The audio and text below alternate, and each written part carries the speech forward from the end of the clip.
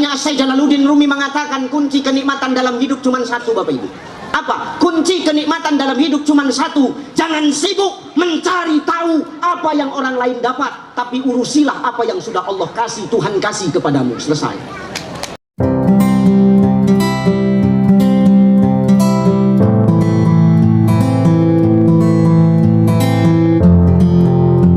Tapi ingat, apapun pilihan kita Bapak Ibu, yang nomor satu kita junjung, tetaplah persatuan dan kesatuan. Gak usah begaduh kita. Jangan gara-gara maaf beda pilihan kau SKT-SKT-an. Goblok namanya itu. Goblok, tahu goblok? Goblok tuh tolol. Tolol, tahu tolol? Tolol tuh udah tahu kepalanya botak, tapi besisir dia. Apa tak retak kepala kawan itu? Tak boleh gitu. Ya, jangan kita SKT-SKT-an, iri dengki tak boleh. Hidup ini yang menyebabkan kita punya penyakit iri dengki ini apa Ustaz? Karena kita tidak tahu kunci kenikmatan dalam hidup kita.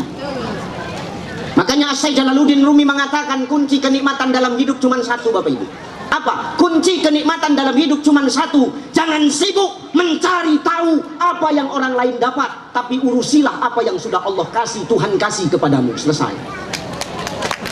Jangan kita sibuk mengurusi punya orang, urusi aja punya kita yang sudah diberikan Allah sama kita. Kalau kita ngurusi orang, hilang rasa syukur kita.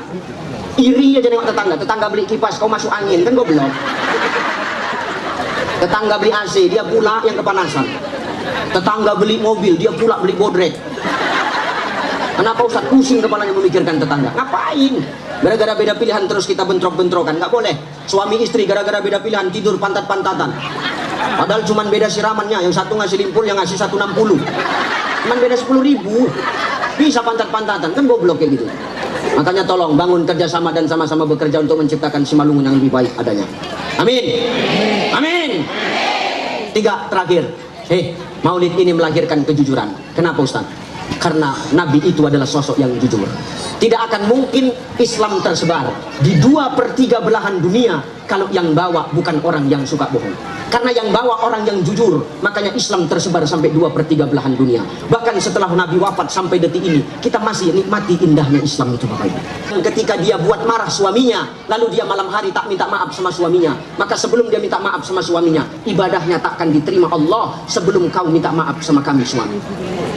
Memang surga di bawah telapak kakimu, tapi ingat, kau tidak akan pernah masuk surga kalau kau tak punya kunci surga. Dan yang punya kunci surga itu kami. Maka jangan sombong kau jadi perempuan. Tahu? Hebat ibadahmu, tapi kau melawan sama suamimu, nggak ada gunanya, Bu. Bahkan Nabi mengatakan, andai kata boleh bersujud kepada sesama manusia, maka akan kuperintahkan seorang istri untuk bersujud kepada suami. Saking kan begitunya lah. Dengar, maka tadi berdandan untuk suami, melayani yang baik untuk suami, jangan kasar sama suami, jangan semena-mena mengatur suami. Ingat, wanita wajibnya menata, bukan mengatur. Wanita wajibnya menata, bukan mengatur. Menata sama mengatur ini beda tipis, setipis kulit bawang. Niatnya sama, tapi caranya beda. Azan di masjid, hayya 'alas shalah.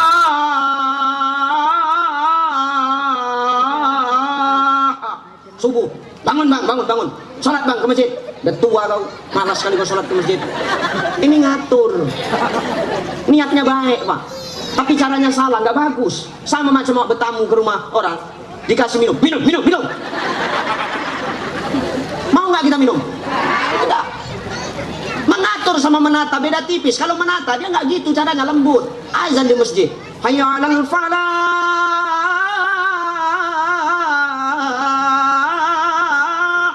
Bang, azan subuh bang, bangun bang, ke masjid bang. Ke masjid bang, nggak bangun laki awak. Awak nggak marah. Awak pakai strategi lain. Cemana Ustaz? Pegang tapak kaki laki. Belikan tapak kaki laki. Takut Ustaz kena sepak Ustaz. Ada caranya, jangan kau di bawah, Bu. Kalau di bawah, menyepak kaki kawan tuh, pecah rangmu. Jadi cemana caranya? Ini kakinya kau di samping. Bang, bangun bang. Bangun, subuh bang. Nggak mau bangun Ustaz. Nggak terasa Ustaz, naikkan sedikit.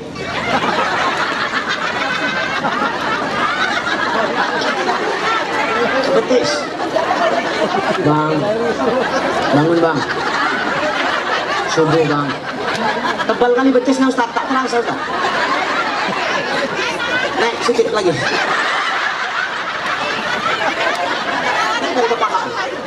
Bang, bangun bang, subuh bang. Tak terasa Ustaz, tak bangun juga Ustaz. Stop, jangan naik-naik terus. Stop dah sampai situ aja. Ibu kan ikut wiridan, ikut majelis taklim. Ambil Yasin, ikra'u Yasin bimautikum. Bacakan Yasin untuk orang yang mati, karena orang tidur itu sedang mati. Bisikkan ke telinganya. Bismillahirrahmanirrahim. Yasin wal Qur'anil hakim. Innaka laminal mursalin. Bangun lagi awak, maksud kau apa? Maksud kau apa? Kalau nggak senang sama aku jangan begitu caramu. Jangan marah bu, pegang pipinya, tatap matanya. Ini wanita wajibnya menata, bukan mengatur. Menata sama mengatur beda tipis. Niatnya sama, tujuannya sama, tapi caranya yang berbeda. Maka jujur jadi jangan ambil yang bukan hakmu bunda. Kau juga pak, jujur jadi suami. Tanpa istri kau nggak akan ada apa-apanya. Biar tahu kau dulu. Nggak ada apa-apanya kita Pak Ketua DPR. Udah berapa banyak gelang bini awak terjual untuk kampanye kita kemarin.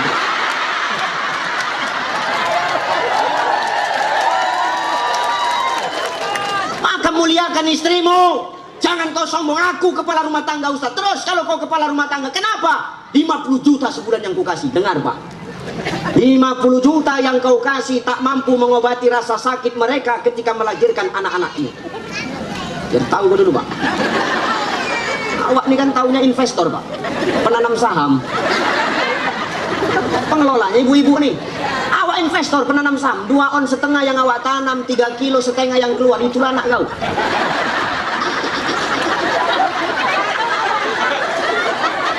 Makanya melahirkan tuh sakit. Sakit nggak melahirkan tuh? Dengar telingamu Pak. Perih melahirkan tuh? Kapok? Sakit Ustaz. Perih Ustaz, kapok enggak? Udah gas aja lah Pak. Gas aja. Namanya istri itu ladang bagi awak. Yang namanya ladang awak ya bebas awak mau mencangkul dari mana. Yang penting yang dicangkul ladang awak. Jangan ladang orang awak cangkul, nggak bacok awak. Silakan, nggak apa-apa Pak. Yang penting ladang kau sendiri. Cuma namanya ladang ini kan tanahnya modelnya macam-macam. Ada yang tandus. Begitu dicangkul, membal cangkul itu kan gitu. Ada model tanah gambut, begitu dicangkul cup meleleher.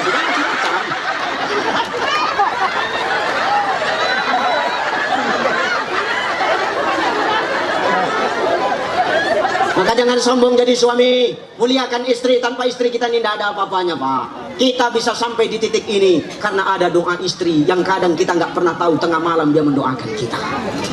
Ya Pak ya. Oke, doakan. Nih, layani istrimu, muliakan istrimu dengan baik. Jangan sombong kita hari ini. Kita ini lemah Pak tanpa seorang istri. Lemah kita. Casing kita aja yang kuat. Kita ini lemah tanpa istri. Ketua Ansor. Tapi dia nekat Pak. Udah berapa tahun umur Pak Ketua? Kami bercakap begini supaya adalah nanti acara begini abang bawa ibu tuh. Insyaallah kita doakan tahun ini menikah abang kita. Amin. Langsung kali Ustaz Ucai. Salah siapa kau undang aku? Mana peduli aku, lepas ini balik aku. Karena berantem, pilihanlah berantem. Penting ikan kakap, ikan mujair. Habis bercakap, aku cair. Memuliakan istri. Ya Pak, kita ini casing kita aja berotot, kita kekar badan kita. Tapi sesungguhnya kita ini lemah. Lebih kuat lagi perempuan daripada kita laki-laki. Makanya obat kuat itu diciptakan untuk laki-laki. Tak ada untuk perempuan. Menandakan kita ini lemah Pak Ketua DPR. Mau hebat kumis awak Pak Ketua DPR. Betul. Maka tolong muliakan istri. Tanpa istri kita tidak ada apa-apanya. Mudah-mudahan dengan kita menanamkan kejujuran di tengah-tengah keluarga kita Pak Bupati, insya Allah kita akan melahirkan anak-anak yang jauh dari narkoba, anak-anak yang jauh dari pergaulan bebas, anak-anak yang qurrata a'yun wa ja'alna lil muttaqina imama, sejuk dipandang mata, takut takwa kelakuannya. Sebab mengapa? Falyattaqullah wal yaqulu qawlan sadida. Kita sudah bertakwa terlebih dahulu kepada Allah, dan kita sudah memberikan pengajaran yang terbaik dengan perkataan yang baik kepada anak-anak kita. Maka jadi orang tua yang jujur, jangan taunya cuma memerintah, tapi amalkan apa yang kita perintahkan sama anak kita. Kita hari ini taunya cuma memerintah, tapi tak pernah mengamalkan apa yang kita perintahkan sama anak kita. Ketika anak kita sudah kena narkoba, baru kita salah-salahkan anak kita. Kita kemana selama ini, ayah bunda? Maka semua awali dari mana, Ustaz? Ibda binafsi, awalkan dari diri kita. Kalau kita sudah elok, ku anfusakum wa ahlikum naro, kita akan selamatkan diri kita dan keluarga kita dari azab api neraka. Kalau sudah kita selamatkan diri kita dan keluarga kita, wal yakhshal ladzina law taraku min khalfihim dzurriyyatan di'afan khaufu alaihim. Ketika kita mati, kita tidak akan meninggalkan anak-anak yang lemah akhlak, lemah iman, jauh dari agama sepeninggalan kita di muka bumi Allah Subhanahu wa taala. Mudah-mudahan yang tiga ini bisa kita terapkan dalam kehidupan. Satu, tidak ada kado terbaik di bulan Rabiul Awal ini yang kita persembahkan untuk Nabi Sallallahu Alaihi Wasallam kecuali dengan memperbanyak salawat. Lewat salawat akan mendatangkan pertolongan yang luar biasa kepada kita, baik di dunia maupun nanti ketika di akhirat. Dua, tanamkan kerjasama dan sama-sama bekerja. Lewat kerjasama dan sama-sama bekerja akan menghilangkan keegoisan, sifat merasa hebat, sifat paling pintar, sifat paling jago. Sebab mengapa? Lewat kerjasama dan sama-sama bekerja, gotong royong akan terbangun. Kita akan saling bahu membangun, tentunya dalam membangun Kabupaten Simalungun yang lebih baik lagi ke depannya. Amin. Allahu Akbar. Allahu Akbar.